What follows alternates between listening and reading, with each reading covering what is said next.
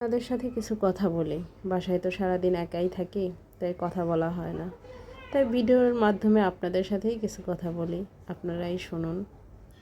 এই যে পিঠাগুলো বানালাম, আমি একাই বানালাম।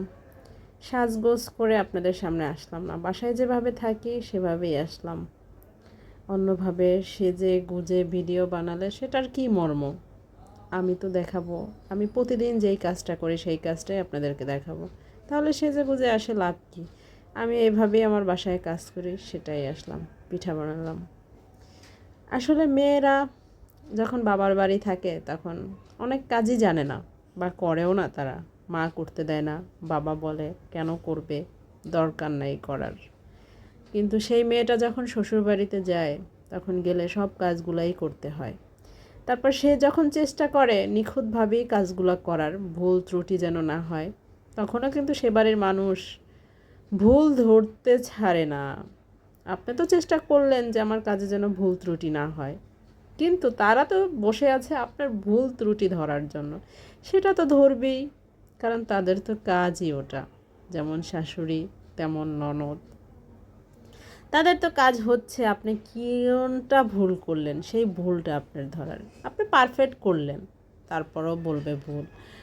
আর যদি একটা খাবার বানান, সেটা যদি ভালো হয়, আর সেটা যদি খেয়ে আপনার শ্বশুর কিংবা আপনার স্বামী যদি প্রশংসা করতেই পারে, তাহলে তো কথাই নাই।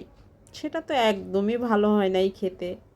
কেমন হয়েছে, এটা বেশি হয়েছে, ওটা বেশি হয়েছে, শাশুড়ি মা খেয়ে বলবে, ননদ খেয়ে বলবে।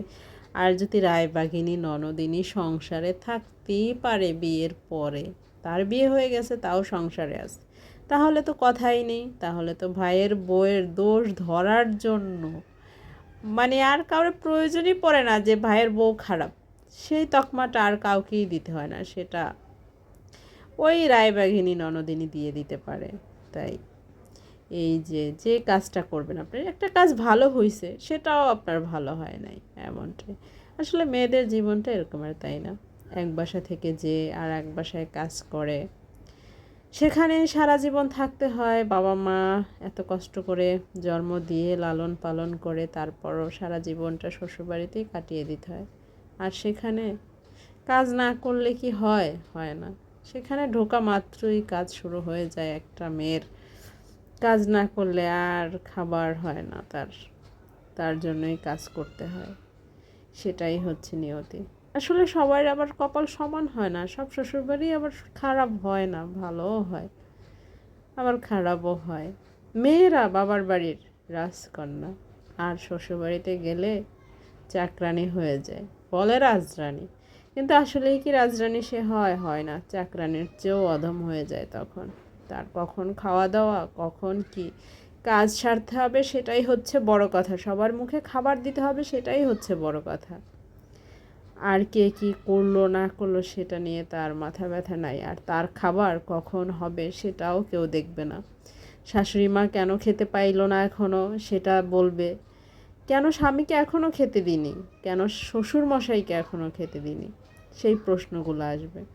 কিন্তু আমি যে এখনও খাইনি সেই প্রশ্নটা কেউ করবে না।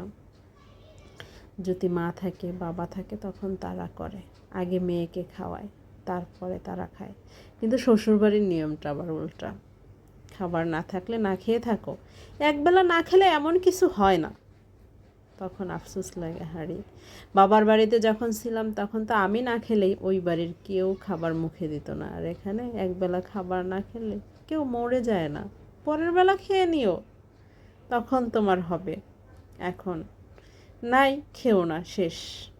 এই তো এক গ্লাস পানি খেয়ে আবার যদি মেহমান থাকে তাহলে তো কাজ করতে হয়, না হয় আবার একটু রুমে যেয়ে রেস্ট নিয়ে তারপর আবার রাতের খাবার দাবার, সন্ধ্যার নাস্তা। এটাই হচ্ছে মেয়েদের লাইফ। তাই মেয়ে ভালো সব বাড়ির, কিন্তু বউ ভালো না কোনো বাড়ির। এটাই হচ্ছে শাশুড়িদের তখন। হয়তো আমরাও একটা সময় শাশুড়ি হব, আমাদেরও চিন্তা ধারা ধ্যান ধারণা এরকমই থাকবে। জানি না হয়তো ভবিষ্যতে কি হবে, চাই না এভাবে। আসলে কি মানুষের মনে হয় এটা গেঁথে থাকে যে আমি যখন বলছিলাম আমার সাথে এই ব্যবহারগুলো করছে, তাহলে আমিও করব। কেন করব না? আমি এটার প্রতিশোধ নিব, এটাই মনে হয়। হয় না হয় কেন করবে বলেন? ওই বউ থাকাকালীন অবস্থায় তো যদি কোনো কাজ না পারে তাহলেই দোষ হয়ে যায়। আসলে শাশুড়িরা তো একটা সময় বউ ছিল, তারাও তো বুঝে, কিন্তু তারা মনে হয় ওই জন্যই যে প্রতিশোধ নিতে হবে, আমরা যাই নির্যাতিত হয়েছি সেটা আমাদের বউদের উপরে করতে হবে, তার জন্যই মনে হয় এরকমের পরবর্তী শাশুড়িগুলো আবার এরকমেরই করে। যাই হোক, মেয়ে যদি কাজ না পারে তাহলে সেটা কিন্তু দোষের নয়।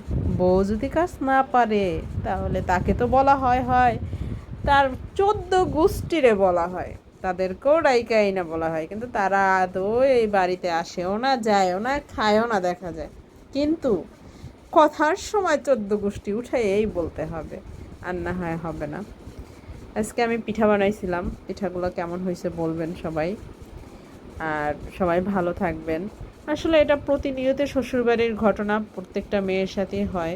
হয়তো কিছু ফ্যামিলি আছে ভদ্র সভ্য শিক্ষিত, তারা হয়তো এই কাজগুলো করে না।